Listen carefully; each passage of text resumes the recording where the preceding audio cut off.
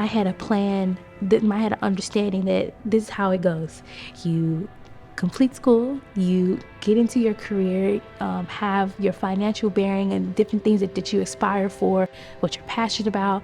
Your husband finds you, you all get married, have a house, and then your baby comes. That was the vision, that was the plan, that was the trajectory, that's what I was on. And I was waiting for marriage.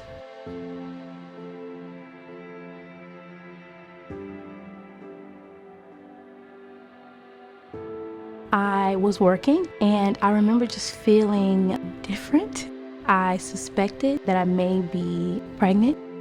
I remember feeling as though it would be hard for me to tell anyone. And when I say that I felt as though I couldn't tell anyone, it came from a place of, what would people think about me if they knew that I was pregnant?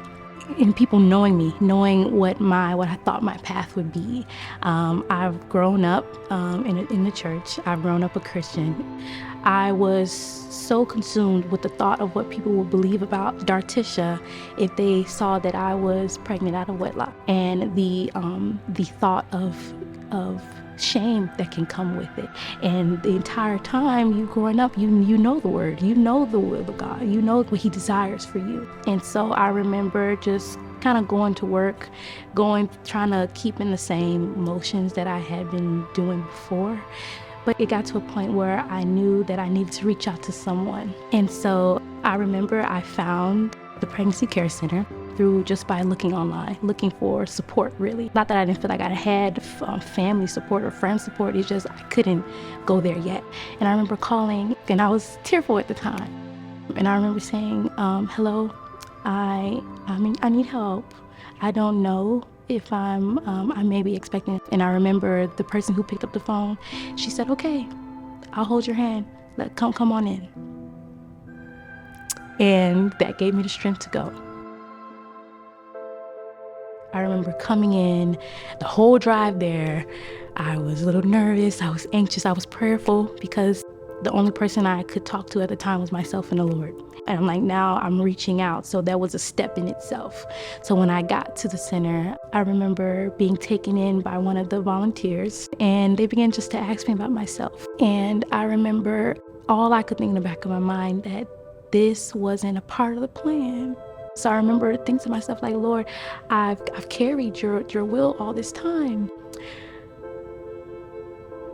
What is this detour? And it's not as though I blame the Lord for my actions or my decisions, but all in all, I'm like, Lord, you knew this would happen. How can I see your plan in this? Understanding with them in that it wasn't necessarily about the mistake itself. It was about what God was bringing into my life and the path that he was leading me down. And she said, when you're ready, I have a test, and I'll walk you down the hall. She held my hand the entire time. Walked me down the hall to the bathroom. I took the test. When we revealed the results of the test, I found out in the center that I was expecting. My understanding of abortion before was as though something that I would never do. But when faced with decision and faced in the moment in time in life, it gave me pause to determine what it would look like, what my life would look like moving forward with the pregnancy or without it. But when I looked down the path of the road of terminating, the feelings that I felt were it would be an outlet to reverse back to the path that I was on before. But in the entire time of doing that, it was never a easiness that sat on my heart with it. And now when I think back on those thoughts, I'm grateful and I'm thankful that they never came to fruition. But it was a journey. It was a place that I had to go. It was an understanding in heart and in mind that was growing inside of me. Isn't a broadcasting of my mistakes, but it's a testament to God's love and his provision over my life.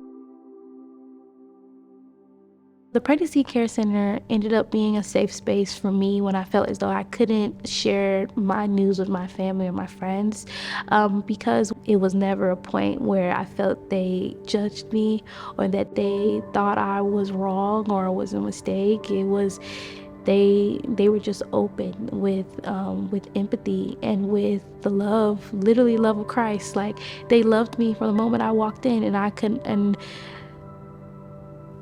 God says, you'll know my people by the way that they love. And that was them. That was them. Now it's walking through how do I share with first my mom. She was the main person for me. It was about a week or so, maybe a week or so, before I even felt the strength to tell her. Because I remember thinking in my mind, if I can tell my mom, then I can tell anybody else. And I just called her.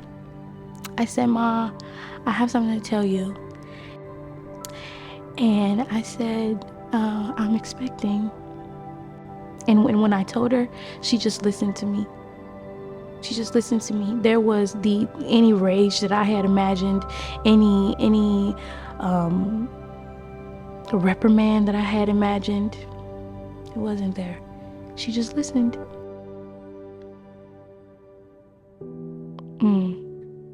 I can smile about it now, but at the time, I just remember just the unneeded shame that was there. I couldn't see the hope at the time, but my mom did. And contrary to anything that I could have thought, she literally started to rejoice. She said, "Are you telling me I'm gonna be a grandma? Are you telling me that you have a baby on the way?" And while she's rejoicing, I'm crying. I'm like, "No, that's not the response that I was expecting. It's not what it was supposed to be." And then she was like, "Dartisha, don't you know that your life is not your own? That God has a plan for you and has been ordained since the beginning of time.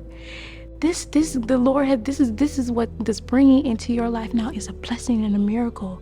What you have growing in your womb right now is ordained by God. He knows her. He's crafted her. He's crafting her in your womb, and He's using you to bring her forth to life. Don't you know that?"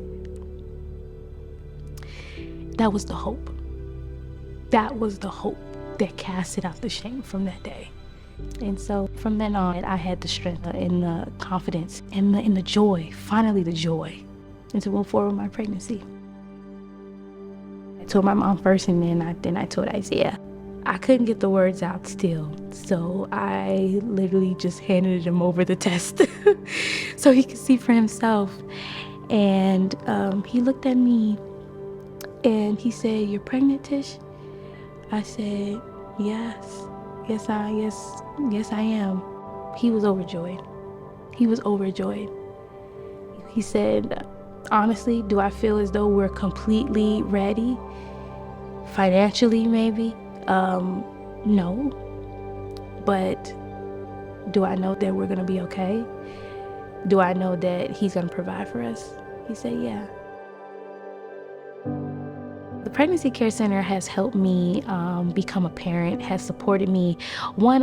In the biggest way, I feel it's just by being there. I remember when throughout my pregnancy, I would literally look forward to Tuesdays at 2:30 with Joe. And we talk about the videos that she sent me. We talk about the different things that I'm learning. But it wasn't just that. It wasn't just, "Oh, well, what did you learn from the video? Okay, great. Well, I'll see you next week." Like, it was never that.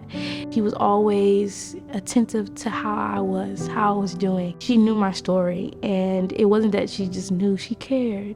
She would ask me, "Well, Dartisha, how are you feeling about it?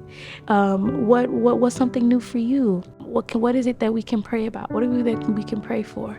It meant so much to me because from the origin of my pregnancy story, it wasn't just though I felt as though she was just somebody, or all the volunteers at the center was just people that was there to fulfill whatever obligation that they had. No, it was someone who I felt that I could call on and depend upon throughout the times when I didn't even feel as though I could tell my family. And so The center's helped me in so many ways. From how to burp your baby correctly to bigger things of what does the future hold for you. It helped me take away any scales that I had over my eyes that I wasn't able to see that his plan was true. And so I was able to grow spiritually and sure-footed and knowing it's like you know what you know, but only until you're tested that you're able to stand true. And I feel as though the volunteers at the center were able to help me stand true.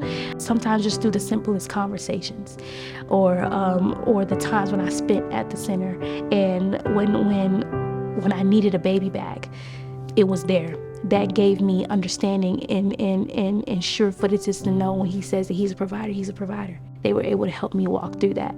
And at the end, sometimes just saying, you know, Dartisha, it's gonna be okay. It's gonna be okay. And now when I look down at my daughter, it's the biggest gratefulness. I just say, Lord, all my life you've been faithful to me. And even in her, even in my clouded vision of shame or of disappointment or whatever I thought it was all about Dartisha, and now understanding and realizing that no matter what, on May 20th, 2022, Atara Armstrong was to be born. And that was his plan, and it was his work, and it's for his glory. All those thoughts I had in my mind when I first came to the center, well, like, Lord, how am I gonna have a child? I'm just out of school, I'm just out of college, I haven't started in my career field yet. How am I gonna do this? And while I'm asking all those questions, he has it. He's always moving in the background. He sent the pregnancy care center there for me. I know without a shadow of a doubt that he did, and they're still blessing my life today. I would say to the people that support the center and that donate, your work is not in vain. You inspire and touch people's lives that you may not ever meet. I would say encourage them to keep on giving, to keep on being used by God, because you never know what seeds that you sow, how it'll blossom in somebody else's life.